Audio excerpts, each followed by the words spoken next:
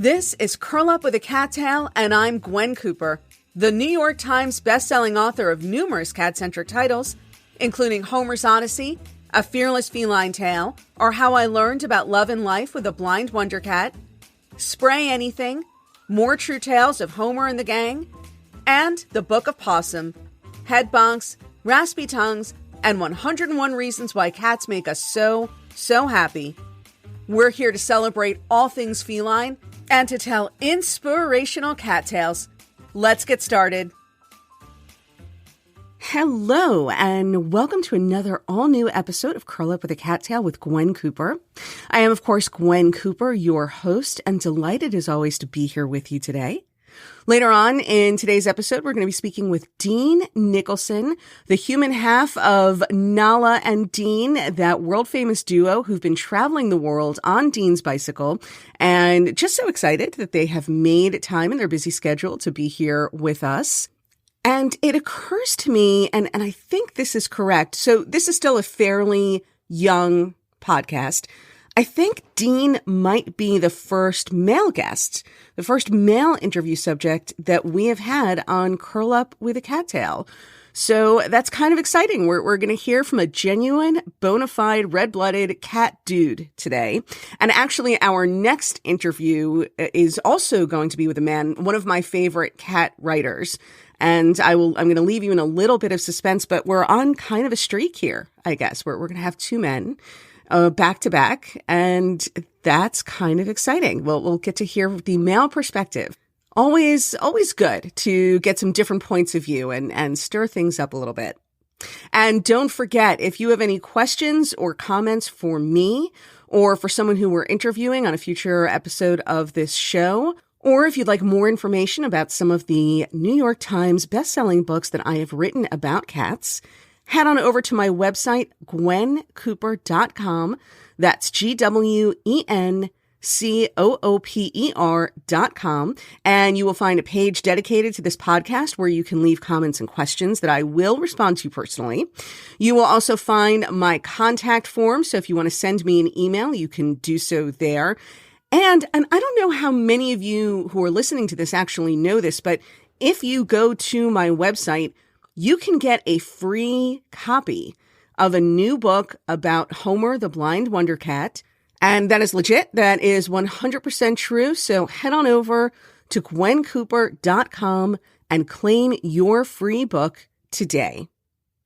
And I was thinking as I was interviewing Dean a couple of days ago for this podcast, how amazing it is that Dean gets to both travel the world and also be with his cat all the time. And so he does not have to experience those pangs of guilt or anxiety or of just missing your cat that those of us who have cats, but who also like to travel, have to find a way to cope with. And I was thinking, my husband and I love to travel, and we probably don't travel quite as much as we would want to, partly because of work and family commitments and all that sort of thing, but also definitely because we just don't want to leave our cats here alone for extended stretches of time or too frequently. And our cats, probably, I'm guessing, like most of your cats, are a little travel adverse. So certainly putting them in a basket in the front of a bicycle and then biking them around Europe would not be a good alternative for them. Although in fairness, I'm a little bit past the point in my own life where biking around Europe or anywhere really sounds like a great plan. I'm definitely now more of a, I'm at an age where being driven in a hired car is a much more appealing way of getting from point A to point B than huffing my way there on a bicycle or walking. We do walk. We're New Yorkers. We love to walk locally. I wouldn't see myself walking across the United States. Anyway, I've gotten off on this weird tangent about my own personal fitness and habits somehow. But the point being that, COVID restrictions are starting to lift, certainly here in the United States and in parts of Europe as well. And I know that Europe will be welcoming, or at least the European Union will be, will be welcoming Americans who can provide proof of vaccination. And, it's now at a point where I've spent so much time with my cats over the course of the past year of quarantine. I'm not sure that I could leave them to go traipsing off on a foreign adventure somewhere, even only for a few days. And we're talking, Lawrence and I, about trying to kind of ease back into that, with maybe just like a little overnight trip, 2 days and 1 night someplace like on the Jersey Shore, maybe, or upstate New York, someplace, maybe Dutchess County, just to kind of try to ease ourselves back into separating from the cats a little bit. And I realize, by the way, that most people who will be listening to this show have actual jobs, real jobs outside of their homes that require them to leave their cats for as much as up to 10 hours a day, every day. And some people who've been working from home are going to be heading back to offices in the next few weeks. Lawrence and I have been lucky enough that for the past decade, which is longer than we have had, our 2 current cats, Clayton and Fanny, we have both been able to work from home. And so we've always been kind of a codependent little foursome, right? Lawrence and Clayton and Fanny and me. We spend a lot of time together. We're a husband and wife who both work from home, and our cats have never known any other way of life except the 2 of us being here. And they are definitely very social, people-oriented cats to begin with, especially Clayton, who just never seems to need to be alone for even as much as 5 minutes, which is sort of unusual for a cat. So we've always been at home a lot to begin with. And then, of course, over the course of the last year, we haven't even been doing some of the things that we used to do more or less every day. We haven't been doing too much shopping outside of the house, or going out to dinner with friends, or going to the theater, or going out to the movies. Like everybody else, most of our social life has been revolving around Zoom or around each other, around the people and animals in our own homes. And so I think it's going to be really, really jarring for the cats when next we take to the road and head out of this house for more than an hour or so at a time. And I'm a little worried about how the cats are going to handle that. Because, of course, we do want to take some more trips sometime, and I'm looking forward to getting back out to shelters and doing readings and appearing at fundraisers and signing books for people. I love meeting readers and other cat lovers in person. Some of the greatest experiences that I've had in the 11 years since Homer's Odyssey was first published have been just meeting so many amazing people and cat rescue workers throughout the country, truly in cities large and small. I've done readings in towns so small that City Hall was a trailer. And that is the truth. And then, of course, I've also done readings in New York and Chicago and LA. So it's just great. And I love doing it. Of course, the cats do not love it so much when I leave. But we will see. We will see how it all works out. I will tell you one thing, though. I am looking forward to the end of pollen season, which seems to be stretching unusually long this year. And man, I just sound nasal all the time. It's never great, when I play back my podcast so I can edit it. And no one ever loves the way that they sound hearing their voice recorded. Everybody is apt to say, "Oh my God, do I really sound like that?" But I'm really going through that right now. I just hear how nasal I sound, and it's terrible, and I apologize to those of you listening, and I can assure you that it is seasonal and that my dulcet tones will return soon enough. So Lawrence and I I will admit this was solely my idea. I was trying to think of something nice to do for the cats now that Lawrence and I are spending more time outside of the house, and just like a little treat or a little something that I could get for them, something unusual.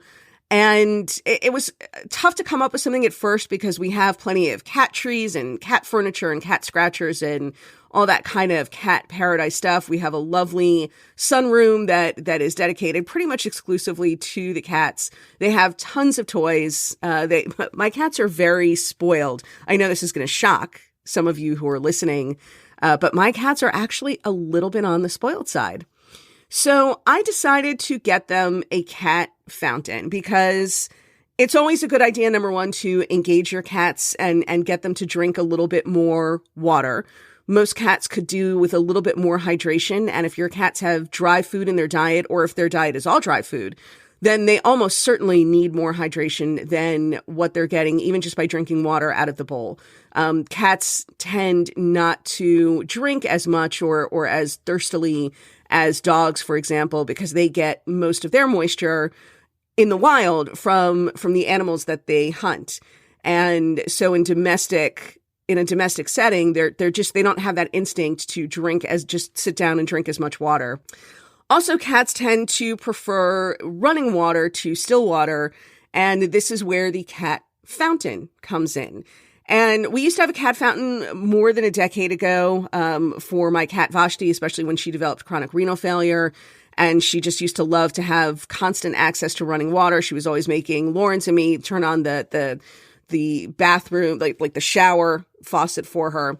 And she would go stand in the shower and drink the water as it fell on her. But by the time she passed, the fountain was no longer in great shape, and the other two cats weren't so interested in it. And Lawrence didn't like it. He just did not like the constant sound of running water in the living room. I kind of liked it, to tell you the truth. And I'm from Miami, granted, which is more of a Miami Beach, which is more of a water adjacent town than Jersey City, where I currently live. So I got used to hearing the sound of the surf and water in the background. And so I like having a little bit of the sound of running water. I find it very peaceful. Some people do. Lawrence did not.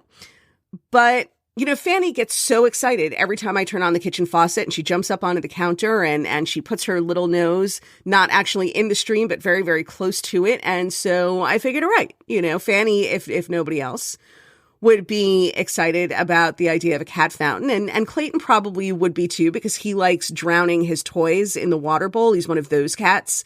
You can tell how much he loves a toy by how much abuse he subjects it to. And his two favorite things to do with his favorite toys are to drown them in the water bowl and to bury them in his litter box.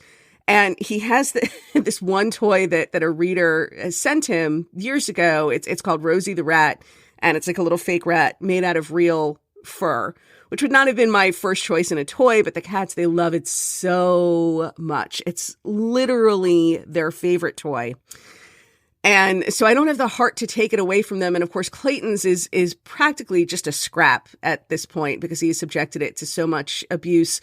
But when we first got it, I can assure you it was a very disconcerting thing to be cleaning out the litter box and to come across something furry in there. And I didn't realize what it was at first. And I thought perhaps one of the cats was having a very interesting poop problem. But anyway, I'm wildly digressing at this point. So I decided to get them a cat fountain, and I got a nice one. I spent some money. I spent $80, which in the world of cat fountains is on the higher end of the price range, and you can get cat fountains for as little as $20. But this one is made out of ceramic, and it has two little spigots instead of one. So there are two streams. So I was like, okay, well, then this way both cats can drink out of it at the same time. And I don't know about you guys, and this was not the case with my first three cats, but my two cats now who are litter mates, so maybe this is a genetic thing, are weirdly skittish. It's not just that they're skittish. All cats can be a little bit skittish. They're skittish about weird and random things. And I find it particularly galling in light of the fact that literally nothing bad has ever happened to these cats. At least not since they were 2 weeks of age. They were found in somebody's backyard when they were 2 weeks old. The person who found them happened to be an experienced cat fosterer who fostered them through a foster network that she volunteers with until they came to live with me. So from the age of 2 weeks, they have lived this completely coddled, sheltered life where they have just been wrapped up in a cocoon of love. Nothing bad has ever happened to them, but they are terrified, for example, of garbage bags. Clayton is really scared of that image of the falling man in the Mad Men opening credits. Whenever we watch a Mad Men rerun, we actually have to skip past the opening credits because it just scares the bejesus out of Clayton. Fanny is afraid of price tags, which is interesting. And I don't mean just the sticky ones. I mean, like if there's a price tag on a shirt and I clip it off and I just leave it lying on the bed, and Fanny sees it, she will jump and then hide under the bed for at least an hour. And it's just price tags. It's not other random things that are maybe left on the bed that she doesn't expect to be there and encounters by surprise. So garbage bags, price tags, the falling man in the Mad Men opening credits. These are some of the random things that freak my randomly and weirdly skittish cats out. And apparently cat fountains can now be added to that list because for all that Fanny, when I turn on the kitchen sink, loves to stick her little nose as close as possible to that much stronger stream of water than the little trickle that is deliberately little and slow enough for a cat to be able to drink that runs out of the cat fountain. I mean, the water in the sink, it's more water, it runs faster and louder. When it's hot, when I'm washing dishes, there's steam coming out of it, and that doesn't bother her at all. But they are both, when I turn on the fountain, they ran and hid under the couch, both of them, for several hours. And I figured, well, they just need to get used to it. They will adjust eventually. And 3 or 4 weeks went by and they adjusted insofar as it didn't seem to scare them anymore. Like it didn't scare them to, hide under the couch or out of the living room. But they also just would not go near it. They just kind of kept like edging around it in their rounds through our, living room / dining room. And Lawrence, of course, complained about the noise of the running water in the background, that every time he was sitting there just reading a book and the room was quiet, it made him have to go to the bathroom. And, I was so proud of myself for having put this together all by myself. Not that it's difficult to assemble, but I am notoriously bad at assembling even the simplest things. I was the little kid who couldn't even do like the puzzles that had 4 pieces. I've just never been good at putting things together or with spatial relations. And so it wasn't that it was hard to put it together, but I put it together and I was very proud of myself. And it's really pretty. Like I said, it's made of this heavy white ceramic. And so I tried to keep it going for a few weeks. I finally realized that no one was enjoying this thing except for me. So I unplugged it. And I unplugged it, but I didn't immediately dismantle or get rid of it, partly, again, because it's a little bit heavy to carry. So to carry it into the kitchen and empty it into the sink will be is a little bit of a hassle. But if I'm being honest, because I had invested some time and some effort in putting this together and I didn't want to dismantle it so quickly. And I kid you not, now that it's turned off, the cats are obsessed with it. And by that, I don't just mean that they are willing to drink out of it. I mean that they drink out of it, they sniff it all over, they put their little paws in and splash the water at each other or lick the water from their paws. Clayton has taken, again, to drowning his toys in it. And I thought, okay, well, so now they're exploring it when it's turned off. Now that they see that it's just water that's running out of there, let me try turning it back on. And, maybe I figured like maybe they missed it. Maybe they liked it with the water running and didn't realize that until it had been unplugged. So I plugged it back in. And of course, they immediately went back to completely ignoring it. So I guess the good news for me is that they seem to like it better than their regular water bowl. But only when it exists as just a different kind of bowl and not when it exists as a fountain, not when it's being used as a fountain. So I don't really know what to make of this, except that, when the water's not running and it's not going through the filter, because it's just sort of shallower than a regular water bowl. So the water just gets kind of dirty a little bit faster than it does in a regular water bowl. And the thing is, it's heavy. So for me to keep having to carry it back and forth to the kitchen sink to empty and refill it every day is a little bit of an inconvenience. And, I don't know. I sometimes think that my cats are trying to gaslight me. I'm not sure to what end, but I think that they are trying to make me feel that I am insane in some way, or they're actually trying to make me insane, or they're trying to prove perhaps that they can get me to perform completely inconvenient, useless, ridiculous tasks just for the sake of amusing and entertaining them, that they can impose their will on me. Basically, maybe this is some sort of preemptive punishment where I haven't quite returned to the swing of pre-pandemic everyday life yet, but they're sensing the change coming in the wind, and maybe they're thinking either that they're going to punish me for the betrayal, or maybe that if I start questioning, the more I question my own sanity, the likelier I am to just stay home. You know, maybe a crazy mom is a stay-at-home mom, at least in their minds. I'm not sure, but I will certainly keep you informed as to what the ultimate fate of the fountain is as events unfold.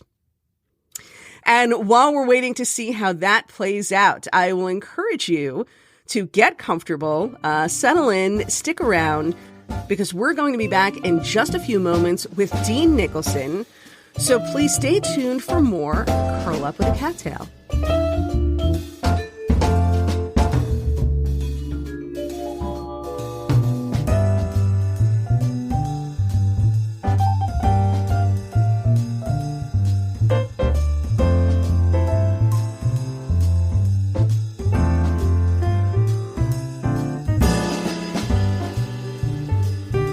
Thanks so much for sticking around. My guest today is a New York Times bestselling author and the human half of an internet star duo that also includes his cat, Nala. The two of them have traveled the world together via bicycle and documented their adventures on Instagram, YouTube, and most recently in their bestselling memoir, Nala's World. Please join me in welcoming Dean Nicholson. Dean, thanks so much for being here with us today. Hello there. It's an absolute pleasure. And where in the wide world are you right now? At the minute, I am in Austria in a small town called Gmunden. Just basically locked down. We've just had to slow it down a little bit more and just wait it out until we can travel again. Yeah, you know, I certainly have this among the questions I'd love to ask you, but for those who are not familiar with Dean, and I don't imagine that is very many of you listening, so Dean and Nala are a human cat duo. They travel the world via bicycle, and we're going to talk about that a little bit more. You've been doing this for a couple of years, but I would imagine the last year has been kind of difficult with all the COVID restrictions. Yeah, so we set out in 2018, and obviously it's just beautiful cycling along, and then COVID happened and we've just been basically on lockdown for, it's not been a full lockdown all the time, but it's just so hard to make travel plans and move on to the next country when you've got restrictions and that all in. So we're just kind of staying put until it all opens up again. Now, I'm guessing my listeners have already sussed this out from your accent, but you are Scottish. And is Scotland where you rode out most of the COVID shutdown, or were you someplace else? No, I just decided to stay in Austria. So I've been in Austria for a year now. I think it's just over a year. And I just didn't want to really go home, and I was in a beautiful area here, so I just stayed here. So I know that a big part of your the social media phenomenon that is you and Nala is you documenting the travels and the adventures that you have together over this past year while you've been grounded, so to speak. What have you been doing? What have you been sharing with your followers? This last year's been quite hard just because, again, just the restrictions. So we've just been going with day trips. We've been trying to get out doing some camping, but the weather's not been on our side as well. So it's just been finding stuff indoors to do, like building a fortress. Christmas time was quite fun with Nala as well, getting a Christmas tree set up for her. So just stuff like that. Cats and Christmas trees are, depending on your point of view, either two things that go together super well or super horribly, depending on how strongly you feel about Christmas trees. Nala was totally fine with it. She didn't try and climb it at all. Really? She went in it a couple of times, but that was it. There was just one bauble down the bottom. I think she broke about 3 baubles altogether. But I was expecting there to be like a big disaster with the Christmas tree, but she was fine with it.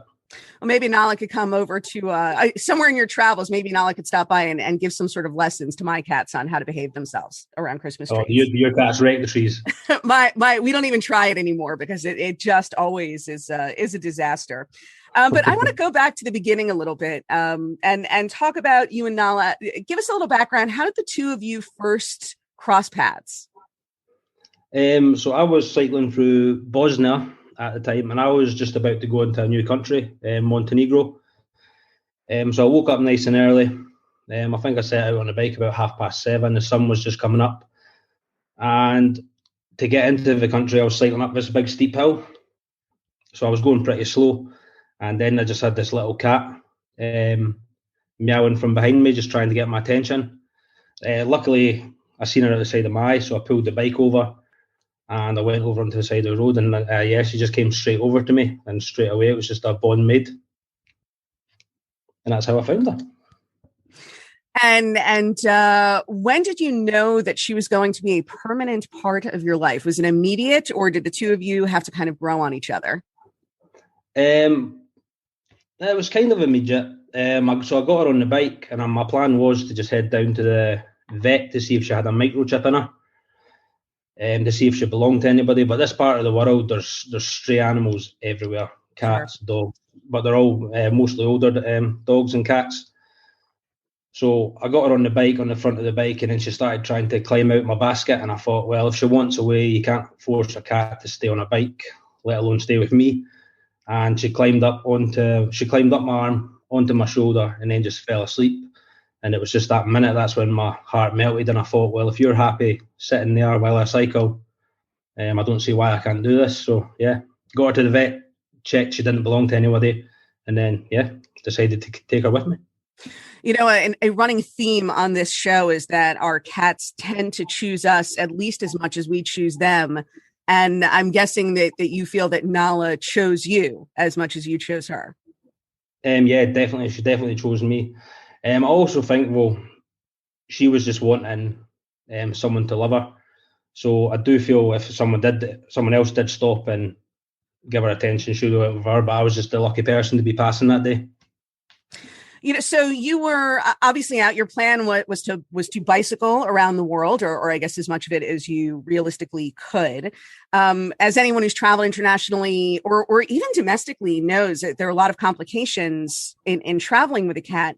And so I'm wondering if your travel plans ended up changing at all because of Nala, and if you could talk about that a little bit, what it was like getting her across various borders in various countries. Well, basically, you go to the vet and you get a passport for her, and that's got all her vaccinations in it. So as long as that's all kept up to date, I think it's rabies. That's the main one. As long as that's all good, then the border people don't really pay attention to her. What else do you need? Nah, that's it. Once you've got the passport all good, you're good to cross. You know, I did see in your book, though, there were a couple of close calls where there was some concern that you might not be able to get Nala into a country, or that it might be difficult to get her out. And I was wondering if you could tell us about any of those close calls.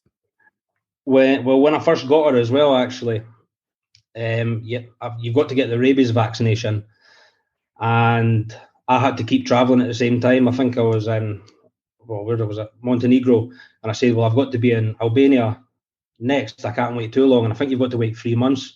So I just decided to crack on and try and cross the border with Nala in my bag. So that was that. There's so many adventures that you recount in your book, and I'd love it if you could tell us which one jumps out the most in your mind. What was the greatest adventure in your travels that you and Nala have had together so far?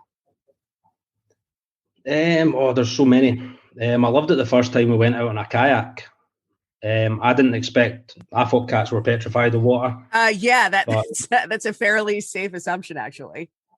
Yeah, but I mean, she was just so young, and she was just following me about everywhere. So I got her on the kayak, and she basically sat at the front, and she was trying to play with the water at the front of the boat, and then she just came and just fell asleep. So yeah, that was a good one as well. And then another one was when I got to meet some refugees in Greece. And I mean, that was just a really nice eye opener, because they've came from like a war-torn country, and they were just so friendly to me and Nala, and they just loved playing with Nala, and they gave me food, water, and they had next to nothing, and they just were so nice to me. One of the real tragedies of people who are fleeing war zones and regions where there are conflict is that they're often forced to leave their pets behind. Sometimes you have to flee without your cat or your family dog. And I'm wondering if you met anybody like that, if anybody who was responding to Nala as almost a substitute for a pet that they may have been forced to leave behind. No, I never, and I never actually really thought about it like that. But yeah, I suppose there'll be lots of people leaving because they've got to leave last minute, haven't they? So they'll be leaving their pets and just a lot of their belongings behind and having to go as quick as they can. And I've written about this myself. So I lived in New York during, in 2001. I was 3 blocks away from Ground Zero. I was living 3 blocks away from Ground Zero on September 11th. And when I left for work that morning, I did not know that I would not be able to get back to my cats for nearly a week. And it was awful, just this feeling of being a displaced person, and my pets had been left behind, and I'd been forced to run for my life without them. And it's a frightening feeling. Have you ever had any close calls with Nala where she got lost while you were on the road, or misplaced, or you weren't sure where she was? There was one time in Greece in Santorini, and the boy, me and Nala were living in a cave, and then my friend Tony, it was the cave with the kayaking base, so everybody came down there in the morning, and the boy came down, opened the door, and then Nala went out, and then 10 minutes later we started looking for her, and she wasn't coming at all. Like normally she comes if I whistle, if I shout at her, she runs straight back down, but she was gone, and we're like, oh, where is she? Thought we lost her, and I was meant to go out. Yeah, it was horrible feeling. I thought I was saying I'm going to have to miss the kayaking tour I'm doing today, and yeah, we went up the top in the grass, and she was just playing with another wee kitten, having a bit of fun. So found her eventually. One idea that you come back to a few times in your book is the sense of a growing sense of adult responsibilities, of being responsible for someone else through your relationship with Nala and caring for her. And I'd love it if you could talk about that a little bit. Just the sense that all of a sudden you are changing plans and you are doing things differently, and there's a different calculus in the decisions that you make because you're not just deciding for yourself, but for someone else. Yeah, I got chucked into the deep end of being a parent, basically, because all of a sudden I've got this wee kitten on the front of my bike who needs fed, watered, attention, but you've also got to think about stuff like the weather as well. So I had to start adapting my bike just to look after her. She's got an umbrella to keep the sun off her, to keep the sun's radiation away, and a waterproof cover, just stuff like that. Jumpers for if it's too cold. So I actually had to get rid of most of my stuff, and the bike's basically kitted out for her now. I have to say, and I'm sure a lot of the women listening will agree with me that as an American, I'm certainly appreciating your Scottish burr, and hearing you talk about that wee kitten is just is making my heart melt a little bit.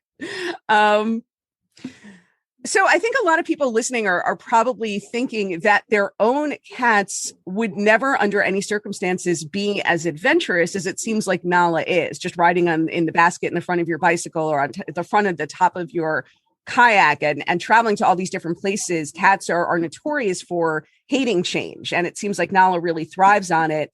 And do you feel that the two of you are just innately kindred spirits, or that this is just a way of life she became used to as a kitten and never knew anything else? Or do you think that you were exactly the right person for this adventurous cat, or do you think that she became adventurous because of you?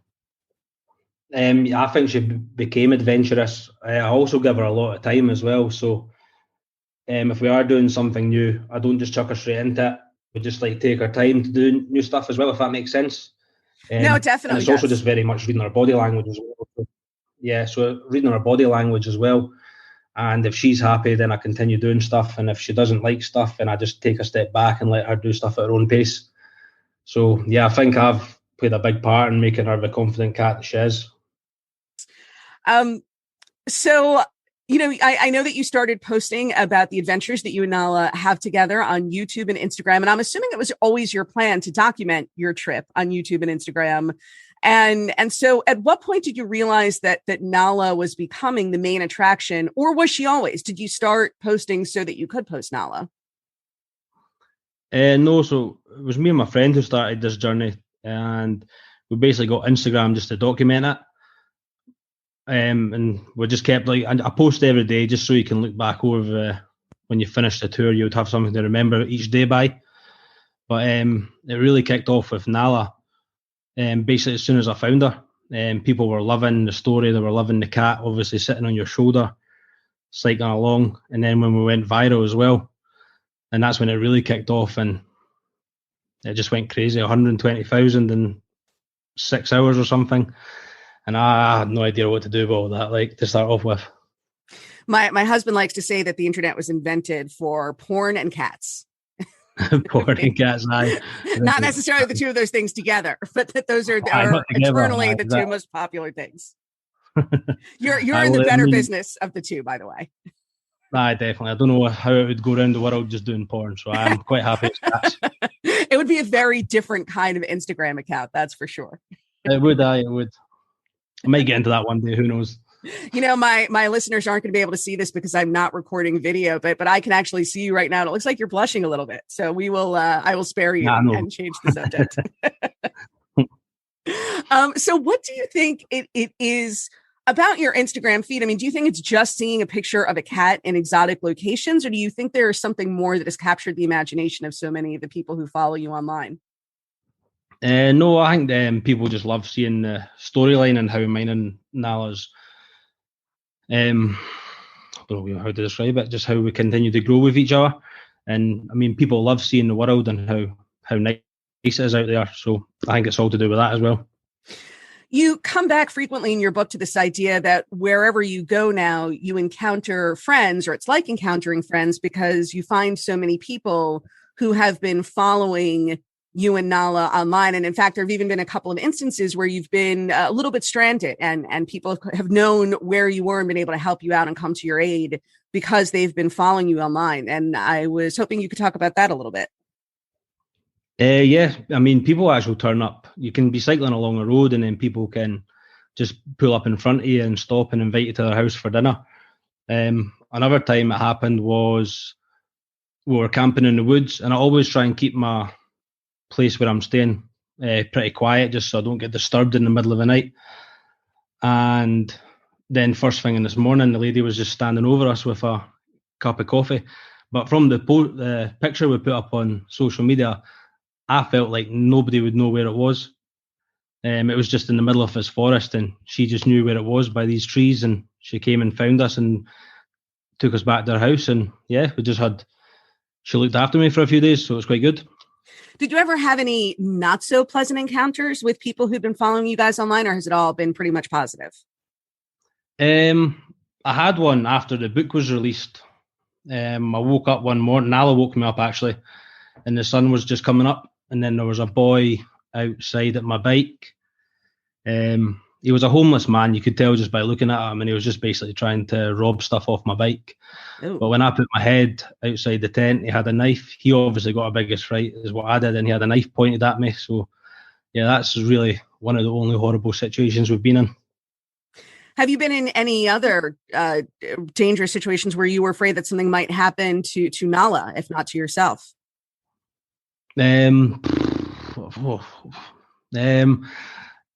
This part of the world, you get a lot of stray dogs, and they're in big groups of about 12 to 15, and they hate cyclists. And although they can't see Nala on the bike, they chase me. And if anything was to happen to me, then I don't really know what would happen to Nala. But yeah, dogs are quite worrying as well. Probably nothing good would happen to Nala if she fell into the clutches of a pack of feral dogs. Why is it that the dogs hate bicyclists so much? Is it just the invasion of territory, or is there something specific about bicycles? I don't know. I think they've just kind of grew up and just enjoyed the chase. Fair enough. There's been so many times I've been cycling up a hill and just packs of dogs start running after you, and there's nothing you can really do. Sometimes I've been lucky and there's been cars that have pulled over and helped us out, get out of these situations. But yeah, dogs aren't very good. Well, that actually, of course, raises the issue of animals who were domestic animals who are left to fend for themselves, which is never a good situation. And I was hoping you could tell us a little bit about some of the rescue organizations that you and Nala support. Yeah, so we do. In fact, the first time it happened was we were on Santorini, and we decided to try and use our newfound following to see if we could raise some money for charities. So we went to a pottery place and made 5 bowls, and we auctioned them off, and we got £12,000 for them. So that's when it really opened my eyes that we could use our social media. Use your powers for good. Yeah, basically use our powers for good. So we just we then went on and done a calendar the year after, and that raised around about 100,000 for charity as well.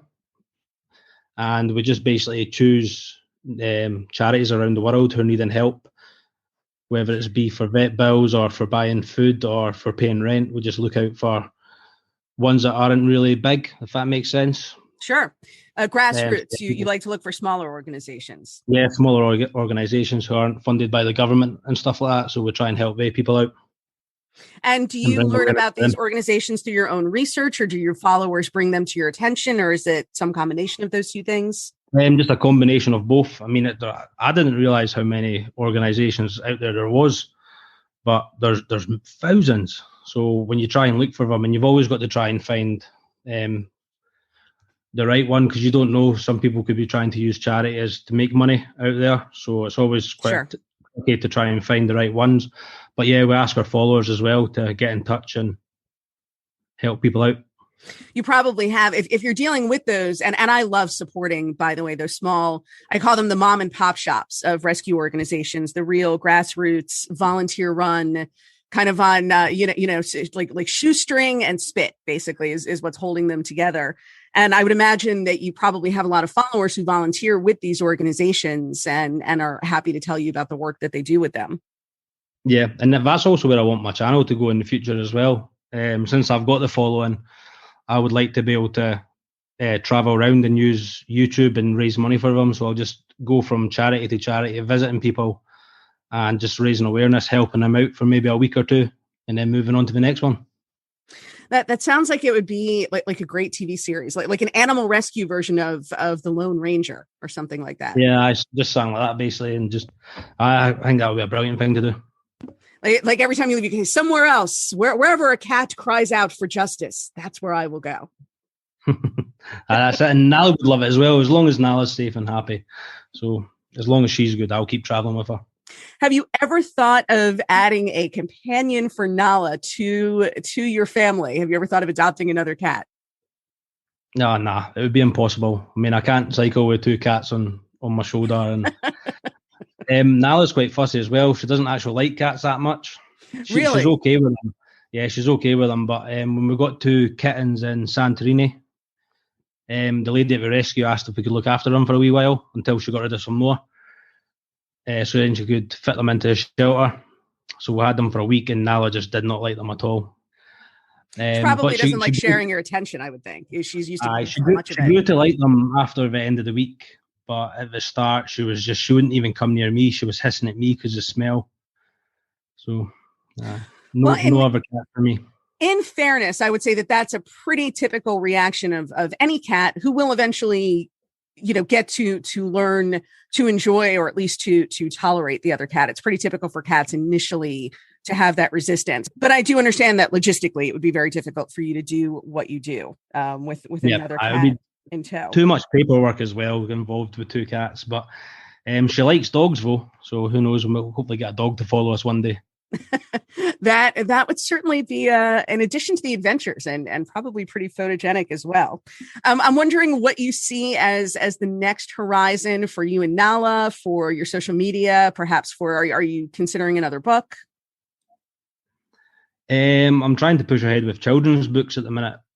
I feel like that would be a great way just to teach future generations how about important stuff in the world, like adopting animals instead of buying them, stuff like planting trees, and just about plastic pollution. So I would like to do like a children's book next.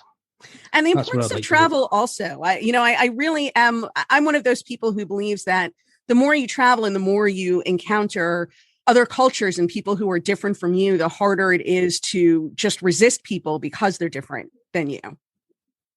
Yeah, I different cultures, exactly. So going around the world and realizing that we're not all the same and stuff like that. That's perfect to point out as well. Have you And ever? especially in a young age, like a children's book, if you get them young enough, it sticks with you better, I feel. Well, just like you were able to encourage Nala to be adventurous along with you because she was very young when you rescued exactly her. Exact reason. Did you ever end up any place where people were, sort of culturally resistant to cats or didn't like cats, or do you find that the cats have a universal appeal? So far, it's all been a universal appeal. Cycling through Azerbaijan, and I mean that's a country in the Middle East. People just loved seeing Nala on the front of the bike, and would always get stopped and invited in for cups of tea, and yeah, people just loved her. That is actually very heartwarming to hear. And the last question that I'm going to ask you is if people want to follow your adventures with Nala for themselves, where can they find you online? Just basically go online, type in One Bike, One World, the number ones, and that's it. You'll find us on Facebook, Instagram, and YouTube. So that's One Bike, One World, and it's the number one, not the word one. Yeah, number one. That's it. If you can hear me okay with my Scottish accent, because nobody understands when I say it. So. I think we probably got that, but I will certainly put the information on my own social media accounts as well. I'm going to wrap it up now. Dean, you've given us so much of your time. Thanks so much for being with us today. I really appreciate it. Oh, thank you very much for that. Cheers, guys. Thanks so much for joining us. Don't forget to hit the subscribe button if you like what we do, and head over to GwenCooper.com right now to get your free copy of a new book about Homer today. And that concludes this episode of Curl Up with a Cattail with Gwen Cooper. Don't forget to invite your feline-loving friends to listen to new episodes along with you. If you'd like to subscribe to this podcast, find out how to get your name and your cat's name included in my next book, or leave comments or questions for me to answer in future podcasts, head on over to GwenCooper.com now. Thanks so much for joining me, and don't forget to hug your cat today.